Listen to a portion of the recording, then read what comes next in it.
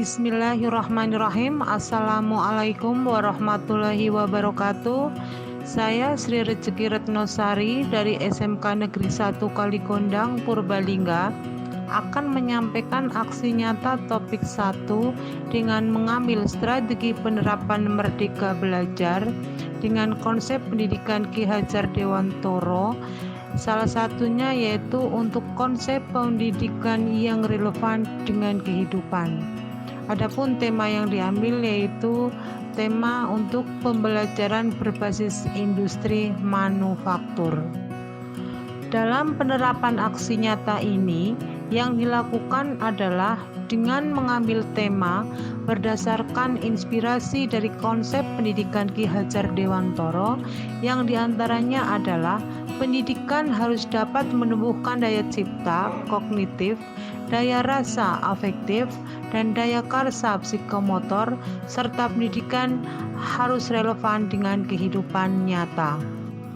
Yang pertama, topik strategi pembelajaran adalah pemahaman Merdeka Belajar dalam penerapannya berdasarkan inspirasi dari konsep pendidikan Ki Hajar Dewantoro. Strategi pembelajaran yang kedua, tema aksi nyata yang dilakukan adalah pembelajaran berbasis industri manufaktur untuk siswa kelas 10 SMK kompetensi keahlian teknik pemesinan. Yang ketiga, deskripsi untuk strategi pembelajaran ini, yaitu inspirasi dari konsep pendidikan Ki Hajar Dewantara. Di antaranya adalah pendidikan harus dapat menumbuhkan daya cipta kognitif, daya rasa afektif, dan daya karsa psikomotor, serta pendidikan harus relevan dengan kehidupan. Hubungannya dengan strategi pembelajaran ini, siswa diajak untuk berperan langsung layaknya seorang operator produksi bagian pemeriksaan untuk produk massal, di mana mereka diajak untuk memiliki tanggung jawab sebuah pekerjaan yang menuntut kognitif, afektif, dan psikomotorik, muncul secara otomatis dan alamiah dari dalam diri individu masing-masing siswa. Strategi pembelajaran yang keempat adalah menjadikan siswa berprofil pelajar Pancasila yang kreatif, bernalar kritis, dan mandiri. Dan yang kelima, untuk sumber daya yang mendukung profil pelajar Pancasila antara lain kepala sekolah, guru, karyawan, siswa, komite sekolah, masyarakat, DUDI, atau dunia usaha, dunia industri, dan orang tua siswa. Yang keenam, kompetensi yang hendak dicapai. Pembelajaran berbasis industri manufaktur ini adalah pendidikan yang relevan dengan kehidupan. Harapannya akan memberikan wawasan kompetensi global mencangkup afektif, kognitif, dan psikomotor yang dapat menumbuhkan perilaku kreatif, mandiri, dan bernalar kritis untuk menggali bakat dan potensi pada diri siswa dalam menuntun segala kodrat untuk mencapai keselamatan dan kebahagiaan yang setinggi-tingginya, baik sebagai manusia, individu, maupun sebagai anggota masyarakat. Strategi pembelajaran yang ketujuh yaitu untuk kegiatan pembelajaran.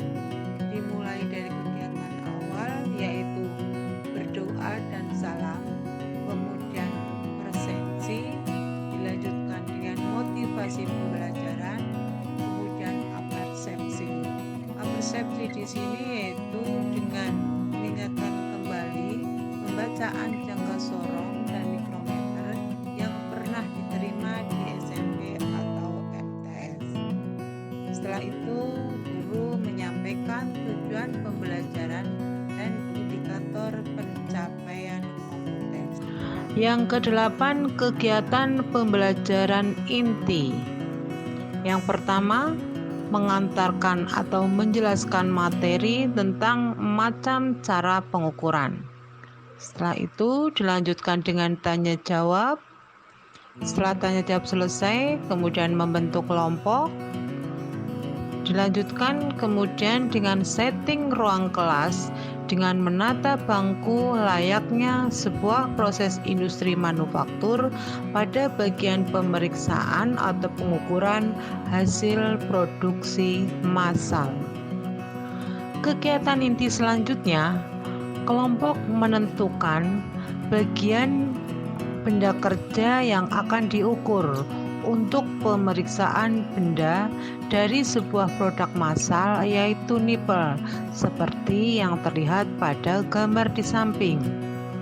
Selanjutnya, kelompok setting alat ukur, di sini dengan menggunakan jangka sorong atau mikrometer, menjadikan ukuran kaliber batas dengan toleransi plus minus 0,05 mm. Berikutnya, kelompok menempatkan diri pada bangku yang telah disetting menjadi ruang kerja pengukuran atau pemeriksaan untuk produksi massal. Selanjutnya, anggota kelompok memerankan diri sebagai seorang pekerja bagian pemeriksaan produk untuk mengukur hasil produksi massal dengan menggunakan kaliber batas go not go.